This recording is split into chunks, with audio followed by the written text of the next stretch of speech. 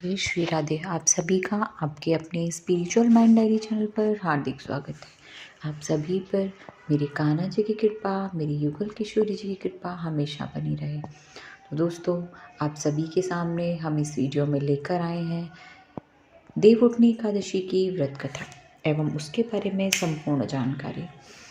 लेकिन दोस्तों, इस सभी से पहले आप सभी से मेरा विनम्र अनुरोध है कि स्पिरिचुअल माइंड डायरी चैनल को सब्सक्राइब करें एवं इस वीडियो को लाइक एवं शेयर करना ना भूलें। लेकिन उससे पहले हम अपने कान्हा के प्रति अपने कुछ भाव, अपने कुछ दिल के हृदय के उद्गार प्रस्तुत करना चाहेंगे। तो दोस्तों, जैसा कि कहा भी जाता है, मोहब्बत वह नहीं जो दुनिया बता रही है, मोहब्बत वह नहीं जो दुनिया बता रही है, मोहब्बत तो वह है कन्हैया जो तुम बिना मिले निभा रहे हो, बिना मिले निभा रहे हो।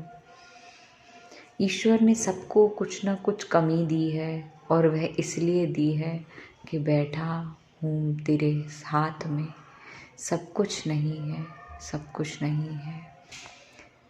तो दोस्तों, इसी के साथ हम अपनी इस वीडियो की शुरुआत करने जा रहे हैं। लेकिन इस सभी से पहले प्लीज़ आप स्पिरिचुअल माइंड डायरी चैनल को सब्सक्राइब करना ना भूलिएगा एवं इस वीडियो को शेयर अवश्य कीजिएगा। तो दोस्तों, देवउठनी एकादशी, देवउठनी एकादशी कहा जाता है कि जो चतुर्मास होता है, चतुर्मास में जो व्यक्ति इस देवउठनी एकादशी के दिन जो भी चीज़ें चतुर्मास में त्याग देते हैं, अर्थात जो चीज़ें ग्रहण नहीं करते हैं पूरे उसमें, तो इस दिन इट मीन्स देवउठनी एकादशी के दिन से आप उस चीज़ को दोबारा से ग्रहण कर सकते हैं। और दूसरी बात की जो भी अभी भीष्म पंचक व्रत भी जैसे आएंगे, तो उनमें भी आपको तुलसी का परिक्रमा करनी है, दीपक जलाना है, ये सारे काम आपको अवश्य करने हैं।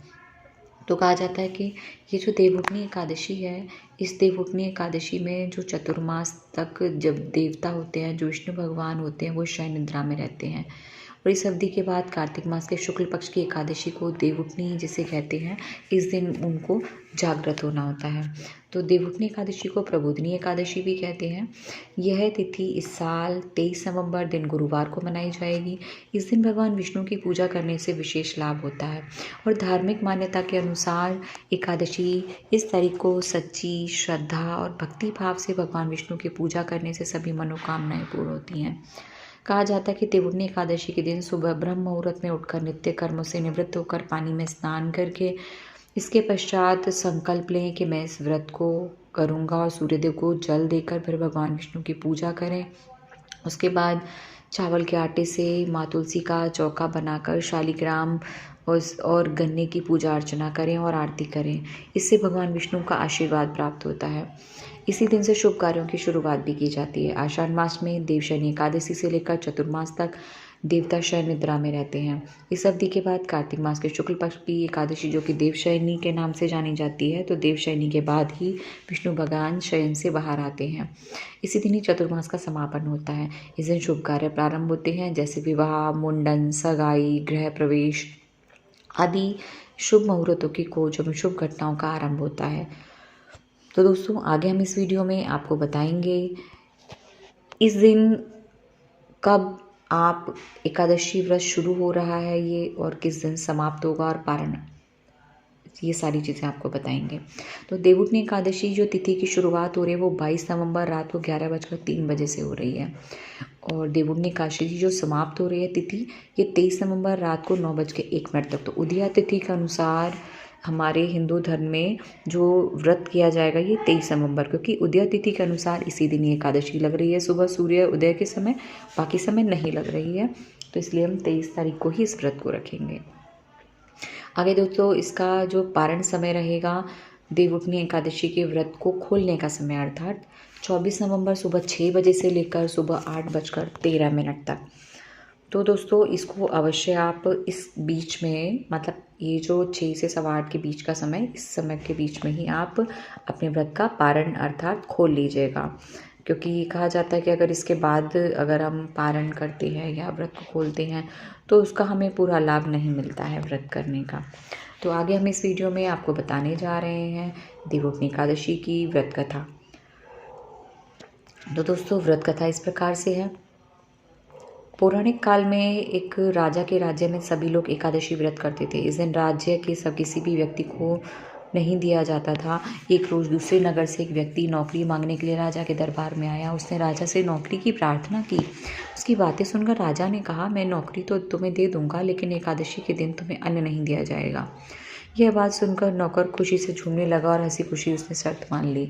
लेकिन जब एकादशी व्रत का समय आया तो राज्य के सभी लोगों ने व्रत रखा, लेकिन वह नौकर राजा के पास अन्न मांगने के लिए आया। राजा ने उसे फलाहार का सामान दिया, लेकिन वह गिड़गिड़ाया कि उससे उसकी भूख नहीं मिटेगी और वह भूखा ही मर जाएगा। राजा ने उसे अपनी शर्त दोहराई। वह व्यक्ति बोला कि उसके लिए अन्न बहुत ज़रूरी है। राजा ने उसकी दशा देखकर उसे भोजन के लिए आटा, दाल, चावल दे दिया। वह नियमित रूप से एक नदी के किनारे गया और उसने भोजन पकाया। भोजन पकाने के बाद उसने भगवान को निमंत्रण दिया और कहा, हे भगवान, आप भोजन कर लीजिए। अपने भक्त की पुकार सुनकर भगवान विष्णु चतुर्भुज रूप में प्रकट हुए और भोजन करने लगे। भोजन के बाद वह वैकुंठ लोक को चले गए। इसके बाद वह नौकर भी अपने काम पर चला गया। जब दूसरे मास में एकादशी तिथि आई तब उस नौकर ने राजा से 2 गुना अनाज मांगा।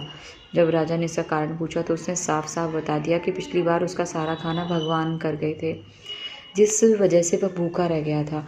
यह बात सुनकर राजा को विश्वास नहीं हो रहा था और उसने उस नौकर को अन्न देने से मना कर दिया।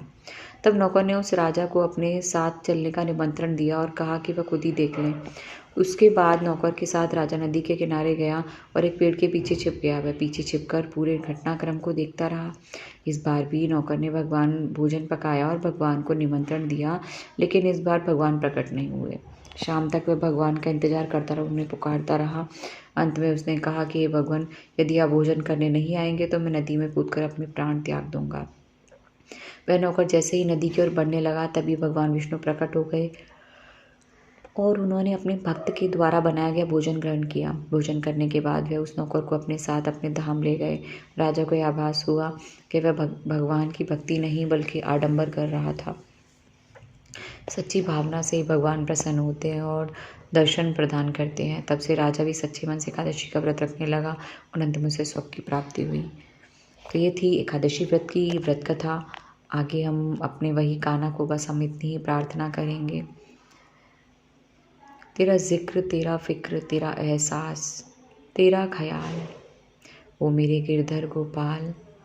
तेरा जिक्र, तेरा फिक्र, तेरा एहसास, तेरा ख्याल, तू दिखता तो नहीं, फिर हर जगह क्यों है, हर जगह क्यों है।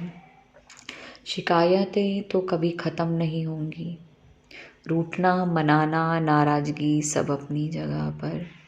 जो ज़िंदगी तूने दे रखी है कन्हैया, यह भी लाखों करोड़ों को नसीब नहीं, मेरे गिरधर गोपाल, मेरे गिरधर गोपाल। दुनिया बुरी है, होने दो, आप अच्छे बनो, देखना ईश्वर हर पल हर क्षण आपका हाथ पकड़े रहेंगे।